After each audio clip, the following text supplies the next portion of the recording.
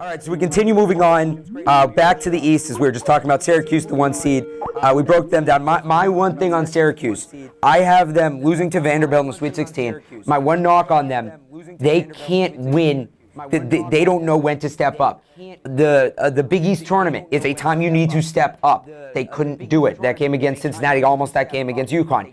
When Fab Melo was suspended, that's a game really, if you think about it, that's a huge game. You have to step up if one of your best players isn't there. They couldn't do it in that big game. They could not rise to the challenge. I think UNC Asheville, no problem. Kansas State, they'll blow by. Once again, I love experience in the tournament. Experience is a big thing for me. Vanderbilt, I think, beating Kentucky. They're going to have an easy road. I think they'll play Montana in the second round. They'll go, so they'll have Harvard, Montana, then Syracuse. Coming off their win on Kentucky, I think Vanderbilt's a force to be reckoned with. So looking at that top section of the East bracket is what we're talking about. So let's move down. Syracuse, let's stay with it because I need to rip you apart right here. All right, here we go. Here we go. Bring it on. UNC Asheville. Kansas State will beat Southern Miss. Kansas State, Magruder, he's the only player on that team who can do much. I don't think he'll be able to beat Syracuse. So I say Syracuse to the Sweet 16 with that top line you see right here. Then Vanderbilt, Harvard. Why are you not even talking about Harvard? They have 4 losses. Not many teams have under 5 losses, and any that do have a 1, a 2, or a 3 next to them. I'm looking at a Harvard team. I don't think Harvard will necessarily win. Don't put that in your bracket and start calling me, screaming at me when Vanderbilt beats them. But Tommy Amaker, he is one of the most underrated coaches in the country. He could be coaching at a bigger university basketball-wise if he wanted to, but he loves the Harvard kids. He loves what he's doing there. They are a smart team. No pun right there. I am serious. They are a smart team. I've watched them play. They're coming out, making the tournament for the first time since 1946. Talk about having a chip on your back. Talking about what they want to do for the Boston area, for the Harvard community, all that great alumni out there with all their smarts and money. What do they want to do for them? They want to win a first-round game versus Vanderbilt. That will be enough for them. Are they going to make a Final Four run? No. Are they going to probably even be able to beat their second-round matchup if they were to pull off the upset? Probably not. But do not count out the Harvard Crimson. Now I go down. You said Montana. Everybody's talking about Montana, how Montana could pull off this upset. Do I think they'll be able to do it? No. Once again, I think Wisconsin is a battle-tested team. They've won big games this whole season. Lost to Michigan State or to Ohio State at home, but beat them on the road. Wisconsin is a team to watch out for. Jordan Taylor can shoot the 3. They played UNC real tight at the beginning of the season. They have had one of the toughest schedules, playing in the Big Ten, playing non-conference, like I said, against UNC. One of the toughest schedules in the country. I think Jordan Taylor is able to win the first game against Montana, and I think he's able to take over against Vanderbilt or Harvard. I'm going to say Vanderbilt. That's who I have on my bracket. I think Wisconsin sets up a Sweet 16 matchup with Syracuse. All right, so I'm going to go back to the Vanderbilt-Harvard game. I got a lot to respond to right there. First of all, Kansas State, Southern Miss. Obviously, whoever wins that game, I'm going to say is going to go down to Syracuse. I don't see much of a chance of either of those teams making it far. But I think it'll be a fun game to watch. Once again, if you're one of the people who doesn't do it for the bracket, more so just for watching close competitive basketball games, make sure you circle this one on your calendar. But Vanderbilt-Harvard's going to be the most fun game to watch in the first round. I think Vanderbilt's a better team, but Vanderbilt's strengths are Harvard's weaknesses. Harvard's strengths are Vanderbilt's weaknesses. And, hey, you know, this is a great game. Basketball court, chessboard, Scrabble, anywhere you go, this is going to be a great matchup. If you don't go to Vanderbilt, went to Vanderbilt, or have them going far in your bracket, who are you to root for the Vanderbilt Commodores? If your math teacher went to Vanderbilt, it guarantees everybody over the Harvard Crimson. You have to root for Harvard. Not only people in the Boston area, you have to root for Harvard. It's just one of those things, the Ivy League. I was so glad. Everyone loves the Ivy League. I remember last year when Princeton almost beat Kentucky made a run a couple years ago. When Princeton was a shot away from beating Kentucky last year. But I was so glad when I saw Vanderbilt-Harvard was at 4:40 and was going to be one of these 12:30 p.m. games. Now most of these games, I won't lie, I watched maybe the last 10 minutes, second half. I really can't sit still for that long to watch a whole game. This may be one of the very few games I will sit down and watch start to finish. I think it's going to be a great game. I do have Vanderbilt, but this one's going to come right down to the buzzer. In Wisconsin, Montana, I don't know. It's one of those teams, they say do your research, go with your mind, but every once in a while you get that little itch. You get that vibe off a team that they're ready to do something. Montana hasn't lost since December, and that gives me that message that this team is serious. They want to make a name for themselves. But who have they beat? You got to put that into perspective. But who have they beat? Whoever you play. If they had Wisconsin's schedule, would they have gone undefeated since December? No. No, but whoever you play, I think if you win enough games, it gets to a certain extent where you have to be mentally tough to win a certain number of games in a row. I think Tim's itching to say something. All right, Tim, I'll let you tag in on this one. I have the same exact region as you with Vanderbilt beating Syracuse. I know. Wow. I'm going against the Syracuse guy going up against the Orange. Okay. I just haven't liked what I've seen with Syracuse. A lot of close games down towards the end of the season and eventually losing to Cincinnati. And if you look back in the tournament, they've lost last year, upset by Marquette. In 2010, they're upset by Butler, who obviously went on to the national championship. Lost to Oklahoma in 2009, upset by 12 seed Texas A&M in 2006, upset by 13 Vermont in 2005, and they lost to number 8 Alabama in the Sweet 16. What happened in 2003? What happened in 2003? Yeah, but if you look at the... Hey, here's my stat. Here's my stat. I like that, though. That's very interesting. I never looked at that. And I mean, you look at some of these schools, Vermont, Texas A&M. I mean, these were low seeds. Here's my stat. Under Boeheim, I'm not sure the years on this, but they in the last 20 Sweet 16 appearances, 4-16. And that goes back to my point where they can't step up in that big moment. Do we have a caller? No. Oh, okay.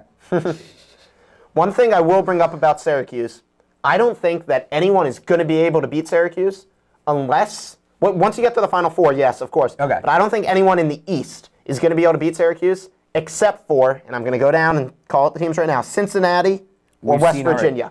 Why Cincinnati or West Virginia? What does Syracuse play? They play a 2-3 zone.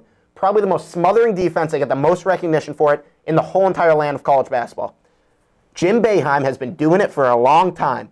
It is tough to beat that 2-3 zone first try. You don't know what they're going to throw at. You think it's just that passive 2-3 zone you saw through high school? No. This is a smothering 2-3 zone, shuts down the entire inside game. You have to hit 3 after 3 after 3 after 3 to be able to beat this team. So I don't think that anyone will be able to beat them until you get down to a team like Cincinnati or a team like West Virginia, where Bob Huggins actually knows how to beat the zone. They came very close, just 2 points away from doing it at the Carrier Dome this year on a little controversial ending there. I don't think any team that hasn't seen that zone in this East bracket is going to be able to beat it on their first try. Well, I think you have to give a lot of credit to the committee for putting Cincinnati and Syracuse in the same bracket. They know what we want to see. I think they did a great job placing the seeds where they placed them, not just giving each seed its own. But, for instance, putting... I had it earlier and I lost it, but they have a lot of good rivals in the same bracket. I'll go back to Cincinnati. I didn't like the effort I saw against the Cincinnati game. I thought they were really slow, and it just seemed like they weren't giving a good effort, and that concerns me going into the tournament. They picked it up down the stretch, but you wonder, a little too late. You can't let the other team get that big run, especially in March, because when a team's ahead by that much, you're not going to come back. There's not many comebacks in March. Once the team gets up, it's basically theirs if they can hold on to it playing with all their passion. All right, so let's move further down now. Cincinnati, Texas. Max, who do you have in this game? I have Texas pulling off the upset. Okay. Texas played a tough Big 12 schedule, as we've mentioned this whole entire show. They've come so close to beating so many teams. They were a bubble team. I actually don't think they should have gone into the tournament, but I think that Texas now, with a little bit of momentum, a little bit of a chip on their shoulder, like I was saying about Iona, everyone's saying, why are they in? Why are they in? Well, how about they prove to you why they're in by beating Cincinnati, a team that made it to the Big East Championship? And the Big 12 really, I think, I'd say the Big 12 or Big 10 was the strong. Even though the Big East got 9 teams into the tournament, they're seeded 7, 8, 9 compared to the Big 12. The strongest, thoroughly throughout the whole tournament throughout the whole conference from top to bottom. Big 12, maybe Big 10.